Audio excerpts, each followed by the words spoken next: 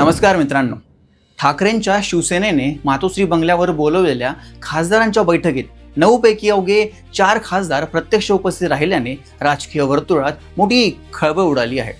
एकेकाळी मातोश्रीवर बोलवलेल्या बैठकींसाठी खासदार, आमदार आणि पदाधिकारी एक दिवस आधीच मुंबईत दाखल व्हायचे।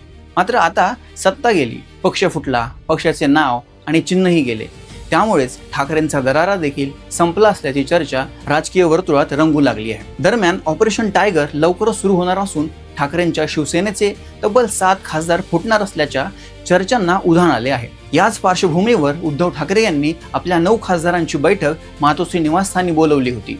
या बैठकीत मुंबईत राहणारे 3 खासदार म्हणजेच अनिल देसाई, अरविंद सावंत आणि संजय पाटील तसेच नाशिकचे खासदार राजाभाऊ वाजे असे एकूण 4 खासदार प्रत्यक्ष उपस्थित राहिले। तर यवतमाळचे खासदार संजय देशमुख हे त्यांच्या मुलीच्या विवाह सोहळ्याच्या तयारीत व्यस्त असल्यामुळे मुंबईला येऊ शकले नाही। त्यांनी व्हिडिओ कॉन्फरन्सिंगद्वारे बैठकीत सहभाग घेतला।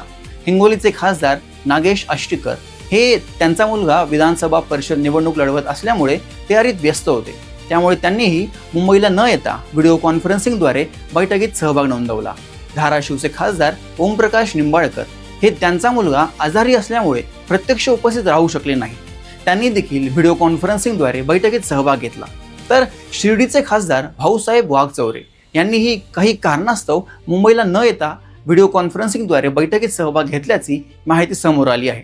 तर परभणी, ज्याला शिवसेनेचा बालेकिल्ला मानला जातो, त्या मतदारसंघाचे खासदार संजय उर्फ बंडू जाधव हे धोंड्याच्या जेवणाला जायचे असल्यामुळे मुंबईला येऊ शकले नाहीत असे कारण त्यांनी दिले। त्यांनी फोन कॉलद्वारे बैठकीत सहभाग घेतल्याची माहिती ठाकरेंचे शिवसेनेचे नेते खासदार संजय राऊत यांनी दिली। आता प्रश्न असा उपस्थित होतो की धोंड्याच्या जीवनाला जायचे म्हणून पक्षप्रमुखांनी बोलवलेल्या बैठकीला गैरहजर राहायचे असे कधी शिवसेनेच्या इतिहासात घडले होते का? माध्यमांमधील रिपोर्ट्सनुसार परभणीचे खासदार संजय उर्फ बंडू जाधव यांच्यावर आणखी 5 खासदारांना तयार करून शिंदे यांच्या शिवसेनेत आणण्याची जबाबदारी देण्यात आल्याची चर्चा आहे। इतकेच नाही तर बंडू जाधव यांनी हे मिशन यशस्वी केल्यास त्यांना केंद्रात मंत्रिपद मिळू शकते, अशा ही चर्चा राजकीय वर्तुळात सुरू आहे। ठाकरेंच्या शिवसेनेतून 2/3 खासदार फुटल्यास ते सहजपणे शिंदे यांच्या शिवसेनेत प्रवेश करू शकतात।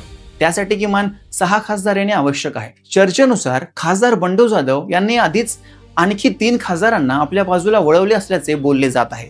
मात्र अजूनही त्यांना 2 खासदारांची आवश्यकता आहे, त्यापैकी 1 खासदार सकारात्मक असल्याची चर्चा आहे। मात्र त्या खासदारांची अट अशी आहे की आधी 5 खासदार एकत्र आल्याची खात्री झाली पाहिजे, त्यानंतरच ते बंड करण्यास तयार होतील।